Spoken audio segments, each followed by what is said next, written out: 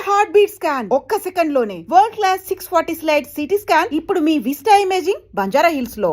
తల్లిదండ్రులకైనా ఉంటుంది ఖచ్చితంగా. ఎందుకంటే కొంతమంది దెబ్బతిన్న వాళ్ళు ఉన్నారు, కొంతమంది సెటిల్ అయి నిలబడిన వాళ్ళు ఉన్నారు.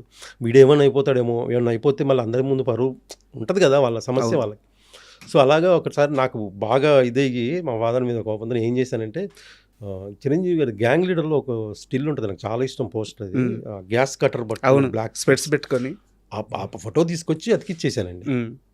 ఇక్కడ ఏదైతే మా ఫాదర్ వీళ్ళందరూ ఫోటోలు పెడతారో అక్కడ ఫస్ట్ ఫోటో పెట్టిన తర్వాత అప్పుడు మా ఫాదర్ ఆ రోజు ఏమనలేదండి నన్ను. ఆ తర్వాత ఒక 2-3 రోజుల తర్వాత చిన్న ఏదో డిస్కషన్ వచ్చి ఇదవుతుంది కదా, ఆ సందర్భంలో అప్పుడు ఆ ఫోటో తీసి చింపి పడేలేదండి. తీసి చింపి ఈయన పెడతాడా నీకు ఫుడ్, ఈయన నీకు ఫుడ్ పెడతాడా, చిరంజీవి నీకు ఫుడ్ పెడతాడా అనేవాడు. నేనేంటంటే అండి, అంటే ఒక ఏజ్ మనం ఎదిరిస్తాం, పెడతాడు నాకు, ఆయన ఫుడ్ పెడతాడు, ఆయన పెడతాడు నాకు ఫుడ్ చూడు అనేవాడు. నేను ఎందుకు అంత ధైర్యం, నాకు తర్వాత అనిపించింది నేను ఎందుకని మా ఫాదర్తో అంత ధైర్యంగా మాట్లాడాను అంటే, ఇండస్ట్రీకి వెళ్ళాలి, నేను నిలబడాలి, నేను ఆర్టిస్ట్ అవ్వాలని ఒక కసి ఉంది కదండి. కరెక్ట్. అది ఆ టైంకి అనిపించింది అలాగా. ఈ ఇన్సిడెంట్ ఎప్పుడన్నా చిరంజీవి గారికి చెప్పారా? లేదండి, చెప్పలేదు. నేను చిరంజీవి గారితో ఒకటి ఏంటంటే, నేను ఆయనతో చేశానండి. అప్పుడు నాకు చిత్రం శ్రీను అనే పేరు రాలేదు, నేను అంత యాక్టర్ అవ్వలేదు. మాస్టర్ సినిమా చేశానండి. మాస్టర్ సినిమాలో యాక్చువల్గా నేను హైదరాబాద్ వచ్చినప్పుడు 95లో వచ్చానండి హైదరాబాద్. అప్పుడు ఏం లేదు, అప్పుడే ఇండస్ట్రీ హైదరాబాద్లో సెటిల్ అయింది. 95లో వచ్చినప్పుడు అప్పుడు నేను కృష్ణానగర్లో ఉండేవాను ఒక రూమ్లో. తర్వాత అప్పుడు గాంధీ అని ఏజెంట్ ఉండేవాడండి. అతను చెప్పాడు, మాస్టర్ సినిమా ఓపెనింగ్ జరుగుతుంది అన్నపూర్ణ స్టూడియోలో ఎక్కడో, వెళ్తే అక్కడ నాకు అప్పుడు లాంగ్ హెయిర్ ఉండేది, ఇలాగే లాంగ్ హెయిర్ ఉంటే అక్కడ లాంగ్ హెయిర్ జుట్టున్న వాళ్ళని అడుగుతున్నారు, నువ్వు వెళ్ళొచ్చు కదా అంటే, అప్పుడు నేను ట్రైల్ చేస్తానండి, ఆర్టిస్ట్గా ట్రై చేస్తున్నా. జూనియర్ ఆర్టిస్ట్కి వెళ్ళాను, డాన్సర్గా వెళ్ళాను, బ్యాక్గ్రౌండ్లో నాకు జుట్టు ఉందని తీసుకెళ్ళేవాళ్ళు. చాలా చేశానండి, సీరియల్స్ వెనక బ్యాక్గ్రౌండ్లో అక్కడ ఇక్కడ అన్నీ చేశాను. ఎందుకు రాజీవ్ కనకాల గారును సమీర్ గారు వాళ్ళ ఒక సీరియల్ అండి, బాగా ఫేమస్ అది, ఇప్పటికీ చెప్తా, గుర్తు చేస్తాను. ఒక సాంగ్ ఉంటుందండి సీరియల్ సాంగ్లో, నేను ఫ్రంట్ డ్యాన్స్ ఆడాను వాళ్ళతో పాటు. ఆ సీరియల్ పేరు గుర్తులేదు, ఫేమస్ సీరియల్ అది కూడా. అలా చాలా చేశాను. అప్పుడు చెప్తే అమ్మో నేను వెళ్ళాలని చెప్పి, నేను అప్పుడు ఏంటంటే ఫొటోస్ అండి, ఇప్పుడు ఫోన్ అంటే ఫోన్ అది కదా, అప్పుడు ఫోటో దిగాల, ఫోటో వెనకాల మన నెంబర్, అది కూడా పీపీ నెంబరు, మన దగ్గర ఫోన్ ఉండదు కదా. దీనికోసం ఏం చేసేవాడిని నేను, నాకు ఒక కాంటాక్ట్ కావాలి ఎలా అని చెప్పి, అప్పుడు కృష్ణానగర్లో ఒక ఎస్టీడీ బూత్ ఉండేది. ఎస్టీడీ బూత్లో అక్కడ పని చేసా కొన్ని రోజులు. అంటే పని కంటే బాబాయ్ అంటాం, శంకర్ అని, అతను ఎస్టీడీ బూత్ అది. ఆ పని కూడా దేనికి చేయటం అంటే, నాకు కాంటాక్ట్ నెంబర్ కావాలి, అక్కడ ఫోన్ ఉంది. సో అక్కడ కొన్ని రోజులు పని చేసేవాళ్ళం. అక్కడ కాంటాక్ట్ నెంబర్ కోసమేనా? కాంటాక్ట్ నెంబర్ కోసం నాకు నెంబర్ కావాలి. నేను ఆఫీస్కి వెళ్తే ఫోటో వెనకాల నేను ఫోన్ నెంబర్ రాసి ఇవ్వాలి. సార్ నేను ఇంకోటి అడుగుతాను, అక్కడ పనిచేస్తూ టిఫిన్స్ కోసం, ఫుడ్ కోసం 3 hours అక్కడ కూర్చుంటే ఒక పూట ఆకలి తిరద్ది అంటే, ఆ ఫోన్ దగ్గర పని చేస్తే బాబాయ్ అంటూ పని చేసుకుంటూ మీకు, అవునండి అది కూడా ఒక కారణమే, ఒక పూట కడుపు నిండద్ది, కడుపు ఫుడ్ ఉంది. మీకు తెలియదు, ఇంకో విషయం చెప్తే మీరు షాక్ అవుతారు. ఎదురుగా ఇంద్రలో కాంప్లెక్స్ ఉండేది, వైన్ షాప్ ఉండేది. అక్కడ నైట్ వీళ్ళందరూ బీర్ తాగటానికి ప్లేస్ ఎత్తుక్కుంటూ వస్తే, నేను ఈ హెచ్డి బుత్ ఒక 4 ఫ్లోర్ ఉంటుంది పైన, ఆ పైన రాకేష్ మాస్టర్ ఇన్స్టిట్యూట్ ఉండేది, ఆ తర్వాత పెట్టాడు ఆయన. ఆ పైకి వెళ్ళి నేనే ఇన్వైట్ చేశాను, రండి పైకి వెళ్ళి తాగండి, బీర్ బాటిల్స్ అక్కడే వదిలేసి వెళ్ళండి అని. బీర్ బాటిల్ ₹2 వస్తాయి. ఓకే బీర్ బాటిల్ ₹2 వస్తాయి. పొద్దున్న మళ్ళీ నేను అంటే నైట్ వీళ్ళందరూ వెళ్ళిపోయాక 12-12:30కి వెళ్ళిపోయి ఎన్ని బీర్ బాటిల్స్ అన్నీ ఒక కవర్లో వేసుకొని వచ్చాను. మార్నింగ్ టిఫిన్కి వెళ్తుంది నాకు. సో అలాగ అక్కడ ఆ తర్వాత రవీంద్ర గారిని ఒక ఆయన పరిచయం, ఆయన న్యూస్ పేపర్ వేసేవారు మార్నింగ్.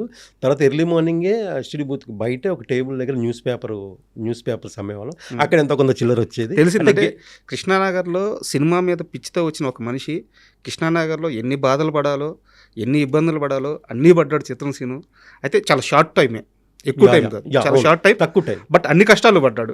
పడ్డాం అంటే తప్పదండి. మనం అంటే ఫిల్మ్ ఇండస్ట్రీ కాదు, ఏ రంగంలో అయినా హార్డ్ వర్క్ చేసి కష్టపడకుండా ముందుకు వెళ్ళలేమండి. నేను అదే ఫిక్స్ అయ్యే బ్రెయిన్లో. సో అలాగైతే ఆ మాస్టర్ సినిమా సెలక్షన్ జరుగుతుంటే, అన్నపూర్ణ సెలక్షన్ కాదు, ఓపెనింగ్ అంటే వెళ్ళా, చిరంజీవి గారిని చూసి. ఆ తర్వాత రాజీవ్ అని ఆయన ఉన్నాడండి, డైరెక్షన్ డిపార్ట్మెంట్, ఆయన తెలుగు కూడా వచ్చు, తమిళ్ బాగా, సురేష్ కృష్ణ, ఆయన డైరెక్ట్ని ఆయన దగ్గరికి వెళ్ళిపోయాడు, ఆయన కోడేటర్ల రేంజ్ వెళ్ళిపోయి, నేను ఇలా ఆర్టిస్ట్ ట్రై చేస్తున్నానండి, నాకు ఇంట్రెస్ట్ అన్నారు. మళ్ళీ తర్వాత తెలుగులో కూడా మాట్లాడారు, దానికి ఫోటో ఇచ్చి వచ్చాను. తర్వాత సరే నన్ను సెలెక్ట్ చేశారండి. సో అదే అక్కడ కూడా ఏంటంటే అండి, నేను డైరెక్ట్గా సెలెక్ట్ అవ్వలేదు, ఆయన బ్రెయిన్లో ఉన్నా నేను. తర్వాత మాకు వేరే ఫ్రెండ్ ద్వారా అతను కోఆర్డినేట్ చేసేవాడు, ఎవరికైతే లాంగ్ హెయిర్ ఉంది, ఎవరైతే హైదరాబాద్ సిటీలో కొంచెం మోడల్స్ లాగా ఉన్నారో అందరినీ స్టూడెంట్ లాగా ఉన్నాను కోఆర్డినేట్ చేసేవాడు. అతను నన్ను కోఆర్డినేట్ చేసేవాడు అండి. నేను అతని ద్వారా వెళ్ళి ఆ సినిమా కమిట్ అయ్యాను. ఆ తర్వాత మీకు ఒక సిచ్యువేషన్ చెప్తాను. ఒక సినిమాలో షార్ట్ ఏంటంటే చిరంజీవి గారు నడుచుకుంటూ వస్తా ఉంటే ఫస్ట్ కాలేజీలో ఎంట్రీ, ఒక కుర్రోడు వచ్చి సిగరెట్ పెట్టుకొని వచ్చి ఎక్స్క్యూజ్ మీ మ్యాచ్ బాక్స్ ఉందని అడగాలి. ఎవరు చేస్తారు సార్? నేను చేస్తాను ముందుకు వచ్చేసా చేసి. ఆ రాజీవ్ అనే అతను ఎవరైతే డైరెక్షన్ పెట్టుకున్నారు ఇతను చేస్తాను నేను తీసాను. నేను ఏంటంటే ఆ చిరంజీవి గారు వస్తుంటే నేను ఒక చిన్న బ్యాగ్ ఉంటుంది నాకు వెనక. నాకు అప్పుడు కెమెరా ఫేవర్ అది తెలియదండి, చేసుకోవాలి అంత నాలెడ్జ్ లేదు. సినిమా అంటే ఇష్టమే కానీ అంత లేదు. సో నేను యో అనుకుంటూ వచ్చి ఎక్స్క్యూజ్ మీ మ్యాచ్ బాక్స్ ఉందా అంటే ఆయన అది ఓ అని వెళ్ళిపోతాను. అంతే, చిన్న బిట్ అండి. ఆ రోజు జరిగిన సిచ్యువేషన్ చెప్తే నేను నా లైఫ్లో మర్చిపోలేని సిచ్యువేషన్ అండి అది. నేను నార్మల్ మనం బ్యాచులర్ లైఫ్ కదండి, మనం నార్మల్ డ్రెస్ వేసుకొని వెళ్ళా. నాకు మంచి ప్యాంట్ ఓకే, షర్ట్ బాగాలేదు.